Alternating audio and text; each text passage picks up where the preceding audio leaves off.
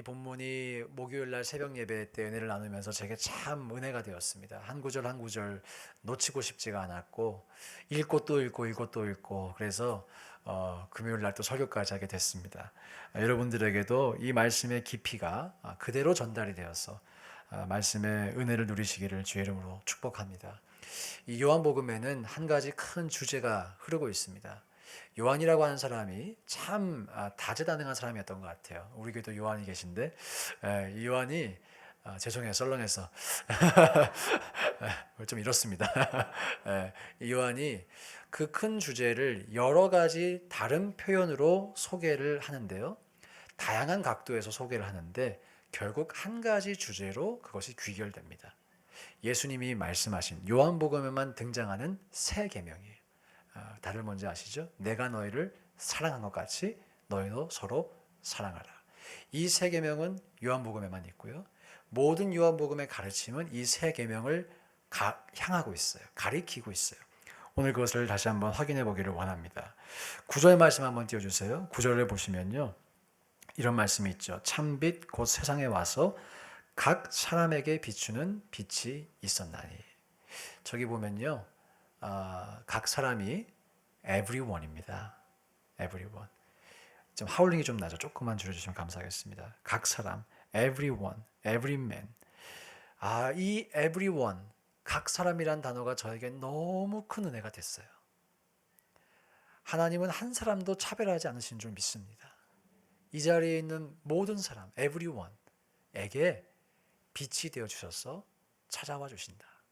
사랑해 주신다. 우리의 인생을 변화시켜 주신다. 여러분, 우리가 이것을 믿을 수 있기를 축복해요. 그 에브리원에 여러분이 포함되어 있습니다. 그렇죠? 내가 포함되어 있습니다. 주님은 비천한 자도 존귀한 자도 이 세상에서 외모가 좋든 나쁘든 다 사랑하세요. 그리고 그런 사랑을 받은 우리가 해야 할 일이 있겠죠.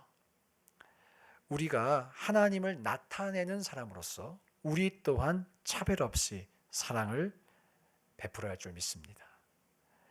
이것이 진실로 하나님의 말씀이라는 것을, 우리가 모든 사람을 사랑하고 품어야 한다는 것을 저와 여러분들이 정말 하나님의 말씀으로 받아들이셨으면 좋겠어요. 그랬으면 좋겠어요.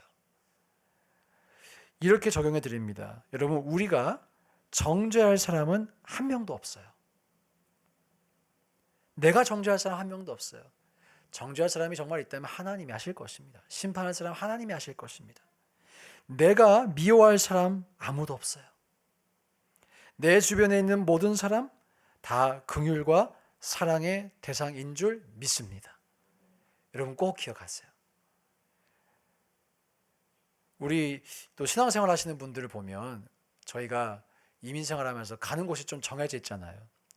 H마트, 아시, 코스트코, 교회, 집, 뭐 이 정도 정해져 있습니다. 직장 가셔야죠. 뭐 딴 데 안 가시죠? 예, 뭐 가는 데가 정해져 있어요. 그러다 보니까 만나는 사람도 정해져 있어요. 그렇죠? 만나는 사람 정해져 있습니다. 여러분이 만나는 그 사람 다 사랑의 대상이에요. 이것을 기억하자는 거예요. 요한복음에서 예수님께서 7가지로 자기소개를 하신다라고 몇 주 전에 설교를 드렸죠. 그 중에 한 가지가 내가 포도나무다, 이런 소개였어요. 예수님의 자기소개 중에 내가 포도나무라는 소개가 있습니다. 요한복음 15장 5절 말씀 한번 읽어볼까요? 시작. 나는 포도나무요 너희는 가지라. 그가 내 안에 내가 그 안에 거하면 사람이 열매를 많이 맺나니 나를 떠나서는 너희가 아무것도 할 수 없습니다. 자, 포도나무요 너희는 가지라. 저 말씀 구절로 이제 먹음직한 포도송이 그림도 그려보고 뭐 그런 것도 많이 하죠. 이런 이미지도 있고 집에 액자로 걸어놓기도 하고. 여러분, 그런데 나는 포도나무고 너희는 가지다, 이 말의 구체적인 의미가 뭔지 아세요? 이 15장을 잘 살펴보면 나와 있어요. 15장 9절 10절 말씀 함께 읽어보겠습니다. 시작. 아버지께서 나를 사랑하신 것 같이 나도 너희를 사랑하였으니 나의 사랑 안에 거하라. 내가 아버지의 계명을 지켜 그의 사랑 안에 거하는 것 같이 너희도 내 계명을 지키면 내 사랑 안에 거하리라. 자, 나는 포도나무요 너희는 가지라. 그러면서 그가 내 안에, 내가 그 안에 거하면. 표현을 주목해서 보세요. If you remain in me and I in you. 서로가 서로 안에 거한다라고 하죠. 포도나무와 가지가 서로 안에 거한다는 뜻입니다. 그리고 바로 뒤에 9절 10절 보면요. 어떻게 하면 거해진대요? 사랑하신 것 같이 너희를 사랑하셨으니 나의 사랑 안에 거하라. 또 10절에 어떻게 하면 거할 수 있어요? 계명을 지킬 때. 내가 아버지의 계명을 지켜 그의 사랑 안에 거하는 것 같이 너희도 내 계명을 지키면 내 사랑 안에 거하리라. 지금 이해가 되시죠? 예. 이해가 안 되시면 한 번 더 하겠습니다. 집에 늦게 가시게. 예. 이해되시죠? 자, 그런데 내 계명이 무엇입니까? 내 계명이 요한복음 13장 34절 35절에 나타나 있어요. 함께 읽어보겠습니다. 시작. 새 계명을 너희에게 주노니 서로 사랑하라. 내가 너희를 사랑한 것 같이 너희도 서로 사랑하라. 너희가 서로 사랑하면 이로써 모든 사람이 너희가 내 제자인 줄 알리라. 지금 요한복음 13장에서 새 계명을 주시고 15장에 가셔서 포도나무와 가지 이야기를 하시면서 결국에 내 계명을 지키라고 하시잖아요. 그 계명은 방금 2장 전에 말씀하신 서로 사랑하라는 계명입니다. 이제 이해가 됐어요? 여러분, 무엇이 포도나무고 가지의 관계를 맺는 것입니까? 포도나무에 붙어 있는 것이 계명을 지키는 것인데 바로 그 계명이 서로 사랑하라는 계명인 거예요. 이해가 되시죠? 포도나무와 가지가 된다는 것. 내가 예수님의 그 사랑을 받고 그 포도나무의 자양분을 가지고 또 다른 사람을 사랑하는 것입니다. 그래서 붙어 있어야 한다는 것이에요. 은혜 받아서 은혜 전하는 것. 사랑 받아서 사랑 전하는 것. 그것이 우리가 지켜야 할 계명이라는 것이죠. 그리고 예수님께서 이게 맞다라는 것을 꽝꽝꽝 도장을 찍어주세요. 지금 제 설명을 드리면서 처음 듣는데 원래 우리가 좀 처음 들을 땐 좀 의심이 돼요. 그렇죠? 예수님께 도장을 찍어주는 구절이 있어요. 요한복음 15장 아까 그 포도나무 거기서 17절 말씀 함께 읽어보겠습니다. 시작. 내가 이것을 너희에게 명함은 너희로 서로 사랑하게 하려 함이라. 포도나무와 가지의 비유를 주신 이유, 그 이유가 무엇이에요? Love each other. 서로 사랑해라는 것입니다. 아까도 말씀을 드렸죠. 요한복음의 수많은 가르침은 요한이 한 가지 초점을 가지고 그 렌즈로 귀결되게끔 너무나 섬세하게 기록을 해놨어요. 지금 포도나무와 가지, 사실 사랑하라는 말씀과는 별 관계 없는 말씀 같은데 결국 이 표현을 통해서도 그 비유를 통해서 서로 사랑해야 한다는 의미를 전달해주고 있는 것입니다. 여러분, 그래서 우리가 사랑해야 합니다. 이것은 선택이 아닌 필수인 것이죠. 저와 여러분이 서로 사랑할 수 있기를, 새 계명을 지킬 수 있기를 주의 이름으로 축복합니다. 만약에 사랑하지 않으면 어떻게 될까? 포도나무에 붙어있지 않은 사람에 대한 경고의 말씀이 또 15장에 나타나 있어요. 15장 6절 말씀입니다. 시작. 사람이 내 안에 거하지 아니하면 가지처럼 밖에 버려져 마르나니 사람들이 그것을 모아다가 불에 던져 사르느니라. 아까 살펴보셨죠? 포도나무, 가지의 관계가 서로의 안에 거하는 거예요. Remain in each other. 근데 내 안에 거하지 않는다. 무슨 말이에요? 사랑하지 않는다는 뜻입니다. 사랑하지 않으면 가지처럼 밖에 버려지고 마른다. 그렇죠? 가지처럼 밖에 버려진다. 근데 저기에 좀 무서운 게 있어요. 누가 버리는지는 안 써 있어요. Branch that is thrown away. 수동태로만 써 있죠. 누가 버리는지는 안 써 있어요. 누가 버리는 걸까? 누가 버릴까요? 하나님이 버리실까? 사실 자기 자신이 생명을 공급받지 못해서 스스로 죽는 거예요. 내가 나를 죽이는 거예요. 성경을 가만히 읽어보세요. 그래서 사람들이 그것을 모아다가 불에 던져 사르느니라. 사랑하느냐 사랑하지 않느냐의 문제는 사느냐 죽느냐의 문제입니다. 햄릿의 소설에 그런 표현이 있죠. 사느냐 죽느냐 그것이 문제로다.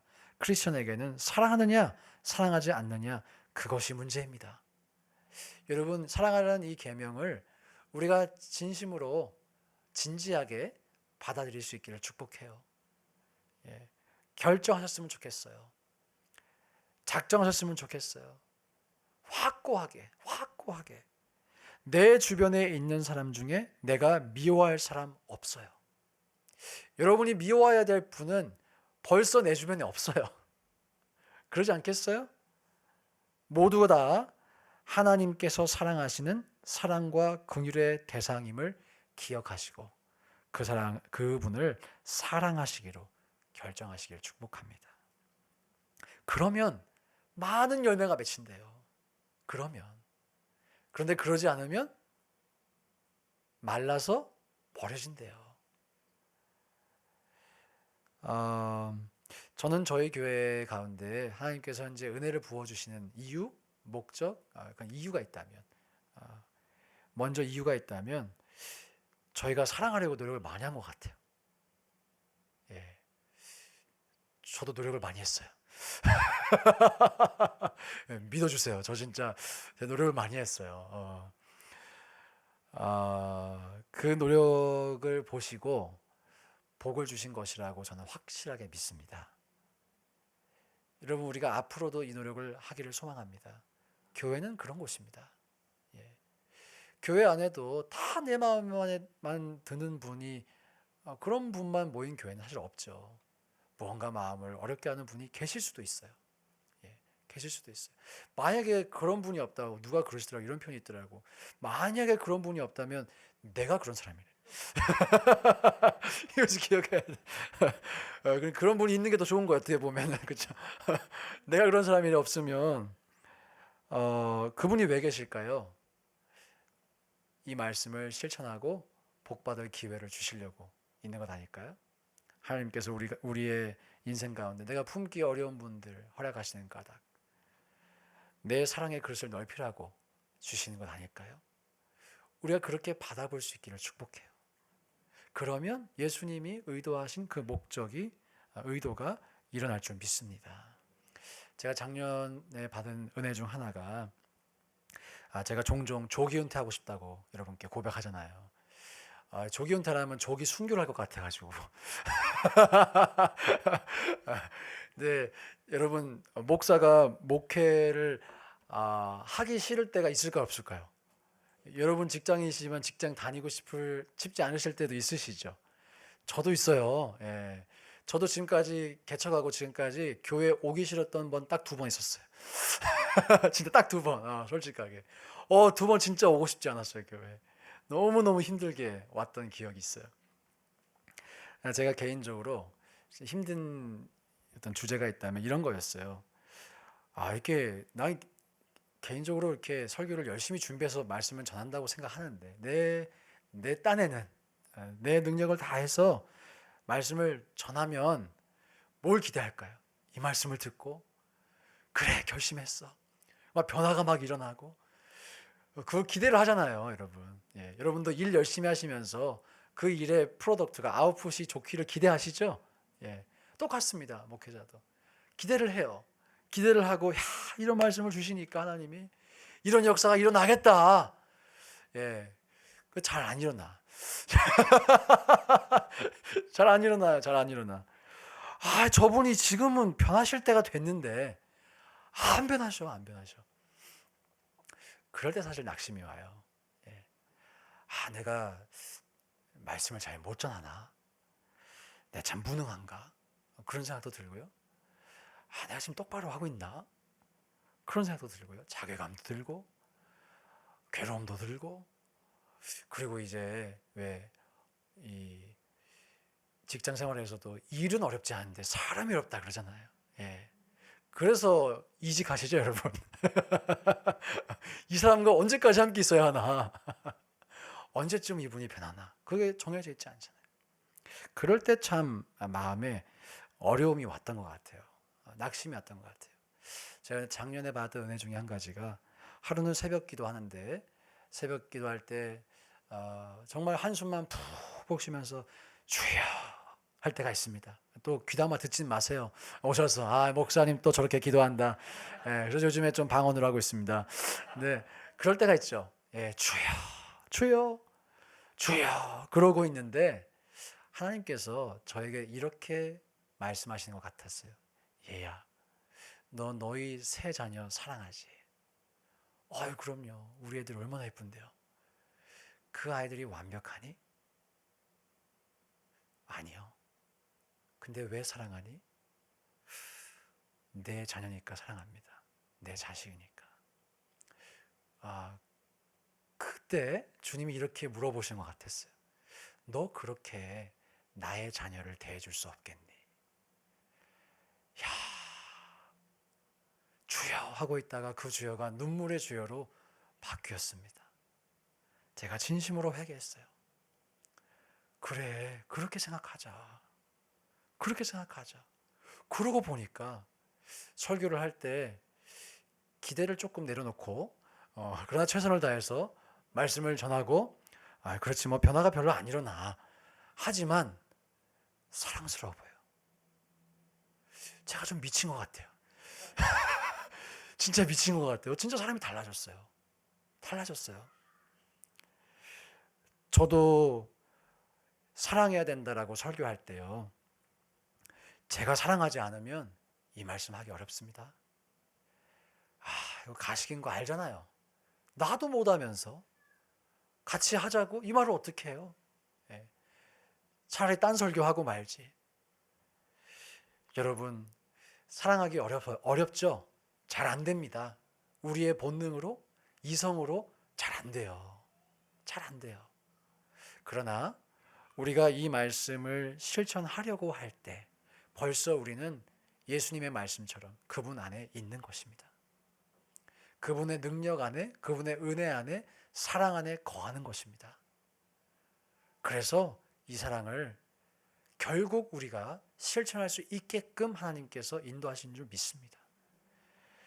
저와 여러분 늘 사랑교회에서 이 사랑을 충분히 실천해 보시고 해보시고 받아보시고 누려보시길 주의 이름으로 축복합니다. 이런 제가 지금부터 말씀드리는 한 가지 웃자고 하는 예화인데요. 이런 문제가 지금 교회에 없으니까 제가 편하게 말씀할 수 있습니다. 한경직 목사님이라는 훌륭한 분이 계셨죠. 한국교회에. 한경직 목사님 일화예요. 한경직 목사님 목회하실 때 장로님도 여러 분 계시잖아요. 한 장로님이 오셔가지고 A 장로님이 오셔서 이제 B 장로님이 문제가 많다고 말씀을 막 하신대요. 한경직 목사님께서 그렇군요. 그렇군요. 예, 그렇군요. 들어주신대. 다음 날 B 장로님이 오셔가지고 A 장로님이 우리 교회 문제라고 그렇게 하신대요. 그렇군요. 그렇군요. 예, 그렇군요. 맞는 말씀입니다. 이제 가신대요. 그 모습을 본 사모님이 그러신대요. 당신은 왜 이렇게 줏대가 없냐고. 당신 말도 맞다고. 그렇군요. 그렇군요. A 장로님 말씀하실 때도 맞습니다. 맞습니다. B 장로님 말씀하실 때도 맞습니다. 맞습니다. 사모님이 줏대가 왜 이렇게 없냐 할 때도 맞습니다. 맞습니다. 그래서 잘 들어드려야 한다. 목회자가. 그런 이제 목회자에게 주는 하나의 교훈과 같은 사례의 이야기입니다. 근데 이제 이 이야기에 또 뼈가 있어요. 뼈가. 여러분 서로 사이가 안 좋거나 뭐 이렇게 사랑하지 못하거나 저에게 오셔서 뭘 기대하지 마세요. 예. 저는 한경진 목사님보다 한참 못합니다. 예, 저 처음엔 그렇군요 하다가 잠깐 요한복음 읽어봅시다. 이렇게 나올지 몰라. 해봤자 소용이 없어요. 해봤자. 저와 여러분이 우리 교회가 정말 하나님의 은혜 가운데 순항하기를 원하시고 또 하나님의 뜻 가운데 세워져 가기를 원하신다면 우리가 각자가 실천하면 돼요. 사랑하리라. 사랑하리라. 이해해보리라. 품어보리라. 혹시라도 이 말씀을 들으시면서 조금 걸림이 된다. 그러면 이 밤에 회개하시길 축복합니다. 여러분, 사단은 언제나 관계를 깨뜨립니다. 사탄이 최초 했던 일, 하나님과 인간 사이를 이간질한 거였어요. 그러나 예수 그리스도의 복음은 그 막힌 담도 헐어버립니다. 관계를 이어줍니다. 여러분이 하나님의 사람인지 아닌지 가늠할 수 있는 기준 분명해요. 나의 말, 행동을 통해서 사람의 관계를 회복시키는가? 틀림없는 하나님의 사람이죠. 그렇죠? 혹여나 나의 생각, 말 통해서 무언가를 그렇게 브록다운 한다면, 관계를 깨뜨린다면 하나님이 기뻐하시는 것 아니에요. 옳은 말이 교회에선 다 옳은 말이 아닙니다. 예. 하나님은 거룩하신 분이시지만 동시에 사랑의 하나님이세요. 이것을 꼭 기억하셔야 합니다. 그리고 하나님께서 우리에게 어떠한 사랑을 베풀어 주셨는가를 우리가 늘 기억해야 할 것입니다. 여러분 기억하세요. 사실 우리가 다른 사람에게 베푸는 은혜의 분량보다 우리는 하나님께 더 큰 은혜를 받았습니다. 더 큰 은혜 받았어요. 절대 손해보는 장사가 아니라는 거예요. 아무리 내가 퍼주어도 사실 우리가 하나님께 받은 은혜의 분량만큼 비교될 수가 없죠. 저와 여러분이 꼭 깨어서 이 말씀을 기억했으면 좋겠어요. 그리고 제가 목회하면서 사역하면서 깨닫는 것이 있습니다. 사람마다 가지고 계신 way of communication이 다 달라요. 의사소통 방식이 다 달라요. 어떤 분은 제가 똑같이 행동해도 감동을 받으시는데 어떤 분은 부담스럽다 하시더라고요. 그럼 제가 어떻게 해야 될까요? 그분의 의사소통 방식을 빨리 파악을 해야겠죠. 사람마다 달라요. 예. 여러분들이 이 사람 나랑 맞다라고 느끼시는 이유가 뭘까요? 말이 좀 통하는 거예요. 그렇죠? 근데 그 말은 다른 말로 말을 하는 대화하는 방식이 좀 비슷한 것입니다. 그런데 설사 그 방식이 조금 다르다고 해도 그 사람 나쁜 사람 아니에요. 그렇죠? 표현하는 방식이 나와 조금 다르다고 해도 그 사람이 나쁜 사람은 아니에요. 다를 뿐이에요. 그런데 우리가 교회 생활을 정말 지혜롭게 하시려면 그 다름을 서로가 알아갈 필요가 있는 것 같아요. 우리 교회 이제 부부들은 결혼 생활 하시면서 뭐 부부 싸움 이런 거 안 하시잖아요. 그렇죠? 안 하시죠, 그죠? 성격 차이가 없어서 그죠? 부부 싸움 하실 때 왜 하십니까? 대화하는 방식이 달라서 그것이 맞춰지기까지의 시간이 걸리는 것입니다. 맞춰지기까지 시간이 걸려요. 교회 생활도 그런 것 같아요. 제가 목회자로서 맞춰가는 거예요. 여러분도 저에게 맞출 기회를 좀 주셔야 하고. 그리고 이것을 느낍니다. 그것을 이해하시고 서로가 맞춰갈 수 있는 그런 시간을 성숙하게 가지시는 분들은 대부분 관계가 성장하는 것 같아요. 때때로 긴장도 되고 뭔가 안 맞을 때 갈등이 있는 것처럼 보이기도 하고 그런데 지나고 나면 우리가 참 서로를 사랑하는구나. 그리고 주님을 참 사랑하는구나를 알게 됩니다. 그래서 여러분께 이건 너무 뭐 구체적이기도 하고 약간 유치하기도 한데 여러분 누군가와 어떤 그 의사소통하다가 좀 부딪히실 때 5번씩 기회를 줘보세요. 5번씩 at least. 그러면 알아요. 한두 번 얘기해보고 내 스타일 아니다. 하지 마시고 그것은 주님이 기뻐하시는 것도 아니겠죠. 성숙한 것도 아니고요. 5번 정도 기회를 가지면서 맞춰가 보시려는 노력을 해보시면 좋겠습니다. 그러면 어떻게 된다고요? 여러분의 삶에 풍성한 열매가 맺힌대요. 풍성한 열매가 맺힌대요. 저는 여러분들이 사랑하라는 계명이 그저 부담스러운 계명으로만 들리지 않으셨으면 좋겠습니다. 이 사랑을 해서 한번 그 위기를 넘어가 보고 관계의 성장을 경험해 보신 분들은 사랑한 후에 맺힌 그 열매의 맛을 알아요. 여러분 우리가 이 맛을 봐야 합니다. 신앙생활 하시면서. 예. 우리 늘 사랑교회이기 때문에 또 봐야 됩니다. 그 맛을. 그러지 않겠어요? 저는 저와 여러분이 이 예수님의 말씀이 우리에게 주시는 스윗한 커맨먼트로 들리실 수 있기를 축복합니다. 경험해 보자는 것이죠. 경험해 보자. 특별히 교회를 일컬어서 covenant relationship이라고 합니다. 성경에서 하나님은 가정과 교회를 언약적 공동체라고 말씀하셨어요. 언약과 계약의 차이 아시죠? 계약은 한 사람이라도 계약을 파기하면 계약이 무효됩니다. 하지만 하나님께서 아브라함과 언약을 맺으셨어요. 이스라엘과 언약을 맺으셨어요. 예레미야에게 언약을 주셨어요. 하나님과 우리의 사이는 언약적 관계입니다. 부부가 결혼 예식을 할 때 하나님 앞에서 사람 앞에서 맹세하죠. 언약적 관계입니다. 교회도 마찬가지. 교회에 등록하시는 거 종이 한 장 써서 쉽게 등록하실 수 있는 프로세스이기 때문에 담장을 낮추기 위해서 그렇게 하는 것이지, 사실 교회의 일원이 된다는 것 정말 중요한 것입니다. 정말 무거운 행동입니다. 이 트래디셔널한 미국 교회 가보면요, 멤버십을 받기 위해서 전교인이 투표해요. 어떤 우리 예전에 우리 주차장에서 예배드렸던 저 브루그드 베프티스트 처치, 거기선 교회 멤버가 되려면 전교인이 만장일치 동의해줘야 돼요. 왜 그런지 아세요? 저 사람이 우리의 멤버가 된다면 우리도 저 사람을 사랑하기로, 목숨 걸고 사랑하기로 진지하게 결정하는 거예요. 등록하고 싶은 분도 등록 이걸 내지만 받아들이는 분들도 마음의 결단을 한다는 것이죠. 그렇다고 우리 한국 교회에서 막 사인해라, 막 지장 찍어라 이럴 수는 또 없어요. 혈서 써라 그러면 신문 나겠습니다. 그럴 수는 없죠. 그런데 우리가 성경이 강조하는 그 무게를 간과해서는 안 될 것입니다. 사랑하는 여러분, 우리가 교회로 부름을 받았습니다.